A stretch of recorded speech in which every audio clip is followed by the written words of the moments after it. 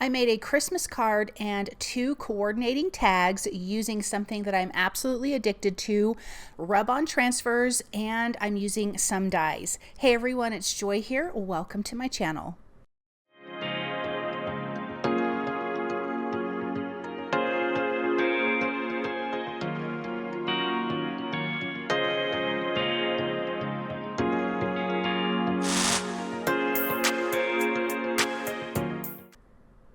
So these are scrapbook.com's winter florals rub-on transfers. I just think they're so pretty. So that's what we're going to use for our Christmas card and our tags, along with these die cuts. I am inking up, I'm painting actually with oxide ink. This is Bundled Sage.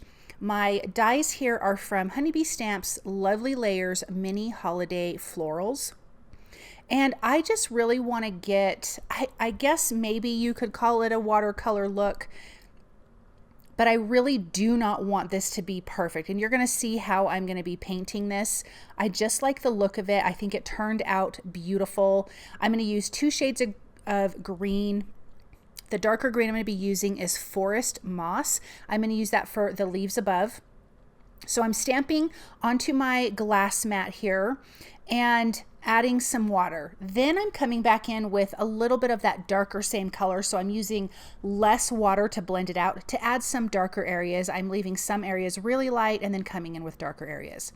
So this is the Forest Moss. I spritzed it with a little bit of water. And as you can see, I'm just getting a base color on and I am not coloring it perfect. I do not want every square inch colored. Then I'm dipping more towards the top darker color and I'm bringing that ink down into that water so it's a bit darker. Now I am using Victorian Velvet. This is going to be the base color. Again, doing the same thing, coming in with a really light color. So the more water you add, the lighter it's going to be. The less water you have, the darker it's going to be. So these are a lovely layer. There's 3 layers to each one of these poinsettias. So you have this back layer, the second layer down, and then the 3rd layer down. I'm not going to show coloring them all because it's all exactly the same. But now I'm dipping into that Victorian Velvet where there's less water and more ink. So now it's darker. But here you can kind of see what I'm doing. I'm not covering every inch of the flower. I'm leaving some areas light, some areas dark. Here is the aged mahogany. I thought this was going to be the darkest color that I'm using. In a little bit, actually when I'm all done, I come back in with lumberjack plaid and I will show you that. Because as lovely as these are, they were just a little too pink. So when I was looking at it, I'm like, this just really doesn't read Christmassy at all because it's very, very floral, not traditional Christmas colors, which is totally fine, but I just felt like it didn't really read that. So we're going to add some lumberjack plaid. I'm going to glue my flowers together. You can see at the top part of the screen, I have my little centers. I colored those with the Victorian Velvet. I'm actually going to change that because it wasn't dark enough. I've decided to use scorched timber for the centers of those, so we're going to do that here in just a minute. But I kept my centers in my little scrap pieces here, so I did not lose them. But now I'm going to go over them with that scorched timber. I want that to be a little bit darker, which it turned out beautiful. It's absolutely perfect for the centers of these flowers. Now I'm going to add those centers. There's 3 pieces to it. You have a 3-piece, a 2-piece, and then a 1-piece the way it layers. And I'm just using my Pick Pro tool and my glue. For my card, I have an A2 size base here, and I'm going to ink blend that with Bundled Sage Distress Oxide ink. This will be part of our background. I am also going to be using the Nested Arches die. And I've die cut 2 arches from white cardstock and then from patterned paper. The patterned paper is from, oh gosh, let me see what the patterned paper is from. Snow Days from scrapbook.com. And it's just this kind of tan, but it looks like it's snowfall, which I love. Then I'm using the circle die to die cut out for tags from the Nested Tags die. But I will say I grabbed the bigger one. I didn't grab the smaller one. I kind of wasn't thinking. So the hole's a little too big for the tag. Not the end of the world, but I should have grabbed that smaller one. So I have a white arched frame in the back of this to kind of be sturdy because it is patterned paper and patterned paper tends to be thinner. But this is where we're going to kind of base our colors off of. Then I used scrapbook.com's, these are the slim borders, excuse me. And for the tags, I'm going to do one in the front and then one in the back. I'm going to line them up, just white cardstock. I used mixed media white cardstock from scrapbook.com for this border and for the back of our tag, along with the base of our card. So it's nice, thick cardstock. I love it. And it comes in different sizes, which is really fantastic. So I'm just using some liquid glue, adhering those down. I'm going to trim the excess off, and then I can add it to the back and line that up. And then we have this beautiful scalloped bottom to our Christmas tags here. I think this is a fun thing to give when you're giving a gift. You can give a Christmas card and a tag that matches, which I think is totally perfect. Okay, so let me get this one here. Now we're going to be using the rub-ons. Now I did not put them on before I put the bottom scallops on. I do end up running them through the die cut machine, but just up to the scallop area. It totally worked fine, but you can also just use the popsicle stick that comes in your rub-ons. So we've got this big, beautiful bouquet. I'm going to get that placed, and then I can run that through the die cut machine. And I do end up using the little stick at the bottom because, again, I didn't run it all the way through. I didn't want to smash down my scalloped edge. So let me just put that through really quick.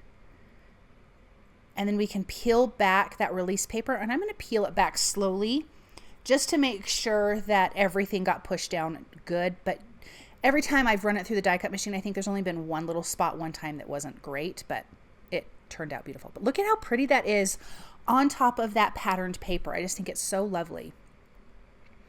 Let's get this other little bouquet floral bouquet, and I'm going to place that down in the center as well. Run that through the die cut machine and then peel back that release paper. Oh no, actually I'm lying. I am not running that one through. I am using the little stick.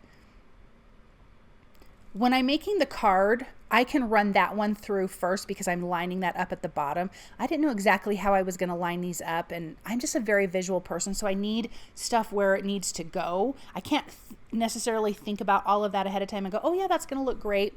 So that's why I did it this way. Now this is the arch for the card. I'm going to line these florals up at the bottom. I'm going to run this through the die cut machine, and then I'm going to add a few extra florals. This I feel like needs some red here, so I'm going to bring in some of that red. And if you have anything hanging over the edge, you can just tuck that around. But look at how pretty that is. I love this. So let me cut some more. It has this like stem with fun little red berries on it, and these were some of my favorite things about these florals. So I do want to put a couple of those on here, and I think I added a couple more off camera as I was kind of putting this card together because I felt like it just needed a little something extra. So I'm just going to trim out this next one. I'm going to put that on the left hand side, and you can just tuck these in. They are just kind of seamless. You can overlap. You can build scenes with these rub-on transfers. If you guys have not used them yet, you definitely are going to wanna, because they are so fun. I'm going to add this little poinsettia down here. Now I will say that these rub-ons are going to be the backdrop for our die cuts. You still are going to see them, which was the whole part of the plan, but I wanted to add die cuts to it.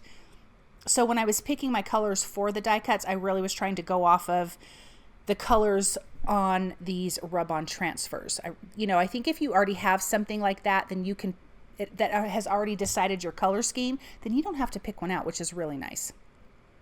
I was trying to fit one more in here, and I did not put that one in. I come in a little bit later with a white berry. Let's add the scalloped edge. I only need to do it to the front because this is going to go on that ink blended card base that we created earlier. So make sure that that is level, lined up and nice, and then I can trim that excess off. I'm going to add some foam adhesive. This is 2mm foam adhesive. This might be 1 inch wide from scrapbook.com. I'm going to center this in that card panel. I tried doing a card panel with the forest moss it wasn't as pretty. It was just a little too dark. I loved it on the leaves, but I did not love it for the background. Then I have some die cut sentiments. I've die cut from white cardstock. I wanted my sentiments to be white. I liked all the white details on this. And this says Merry Christmas. This is from scrapbook.com, and it's the Merry Christmas dies. And it's very big. Like the Christmas fits across this A2 card perfectly. Like it's going to hang over the edge of the arch on each side, but it's totally fine with me. And I'm doing, I believe I did 3 layers, and I die cut this from the mixed media cardstock from scrapbook.com. Like I mentioned before, it's very thick. This is going to give our sentiment dimension because these sentiments are too little to add foam adhesive behind. And I love dimensional sentiments. It kind of gives a look of chipboard, which I think is really pretty. I do end up adding the dot to the eyes off camera. I'd left them in my die cut paper and I just added them later. So I did not forget my eyes to dot my eyes. But the word Christmas, oh, this one is from the Happy Holiday 2 die set. So the Christmas word is in 3 separate little sections, but no big deal.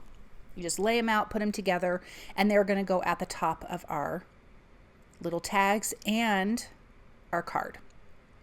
Here's where I'm bringing in that lumberjack plaid, doing that same thing that I did before, just adding a little bit of that red. It really makes a difference. If you look at the pink one to the left, and then now I'm coloring this one with red, it just pops off that background so much better. It makes it feel more Christmassy and less just like a floral card.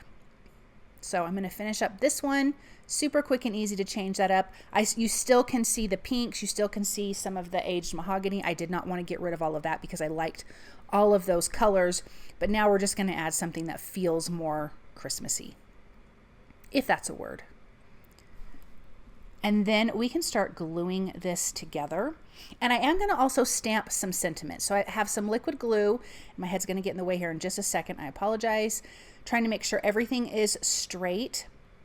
I love the font of both of these Merry Christmas dies. I think they are so pretty. I love that they're different.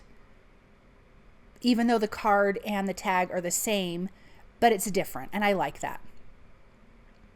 So even if you're mass producing something, you can change up the sentiment or whatever. And I think that looks fantastic. So let me get this one in here. Again, adhering that right to the top. Lining up the Christmas. Thank goodness for reverse tweezers, right? Like your fingers just always get in the way. At least mine do. I just love these. But I remember the first time I started using reverse tweezers, and I just felt so special because I kept squeezing them to hold it. And I'm like, why am I dropping everything? Because I kept squeezing them. I don't know if I could use regular tweezers now in a crafting sense. I can use it to pluck hairs that I don't want somewhere, but I don't know if I could use regular tweezers crafting. Anyways, let's adhere the Merry Christmas die. I'm going to let that T overlap the Y in Merry just a little bit, kind of bring that closer together. I don't mind that it overlaps. I kind of like that. But see how that hangs off and fits like perfectly? And I don't mind that the letters hang off just a little bit. I'm not even worried about it. Okay, let's get all of our leaves and florals in place. I'm using some liquid glue and a little bit of 2mm foam adhesive strips just behind the flowers. And then everything else can get tucked in with a little bit of glue. I don't want to cover up all of the scallops at the bottom. I do want some of that to peek through. But it's just kind of part of that backdrop, and I think it's so pretty. But you can still see the rub-on transfers behind the die cuts. I like that then you don't have to die cut so much. You have this beautiful floral background, and then you're adding florals that are giving you like this 3D dimensional look, but you don't have to die cut a ton of them to have this big bouquet. And that's what I think was so fun about mixing and matching die cuts with the florals. Or the floral transfers is what I meant to say. A little bit of that foam adhesive. I'm going to tuck that leaf in. I'm going to take one of the other leaves from that top one. I didn't love that there was 3 leaves on that one, so I'm going to add a second leaf to this because I did not want to die cut another one. But I also didn't love that it was 3 at the top, so I like that this looks better. And then I will finish these off with a red and white hemp cord for the tags. I'll put those through the top. But first, let's get our sentiments. I am using Honeybee Stamps Heart Be Light stamp set. I am going to ink this up with Lumberjack Plaid. One sentiment says, all is calm, all is bright. Another one says, silent night, holy night. And then the last one says, wishing you peace this holiday season. I'm going to use the coordinating dies. I love coordinating dies for sentiments, and Honeybee Stamps always has that, which is fantastic. And then I'm going to run that through the die cut machine and die cut those out. I will add foam adhesive behind the sentiments, 2mm foam adhesive strips. And that's going to give us a little dimension behind those, because I really do love my sentiments to have dimension 99.9% of the time. I'm going to tuck that right under the M there, because like there's a little divot in the sentiment, so I'm like, that fits great. I'm going to do the same thing over here. And then we have our larger sentiment for the card, and this will be adhered to a white A2 size card base. Let me just pop that down there. And then I have added a little bit of a clear glitter gel pen from scrapbook.com to give each one of the flowers, only the flowers, some glitter, and I'll show you that here in just a second. But take a look at the flower. Look at that shimmer and shine. It's so pretty. Now, it is wet, and this is oxide ink, so it can move your ink. So I was kind of tapping instead of painting when I was doing the flowers. But I love how these turned out. Look at those beautiful rub-on transfers. The die cuts are gorgeous. I love that we have a card and matching tags. I think they turned out so pretty. Kind of a different look for Christmas, but I think it's very, very lovely. Thank you so very much for stopping by and watching. I hope that you enjoyed this project. I hope you guys have a wonderful Christmas, and I'll be back soon with another video.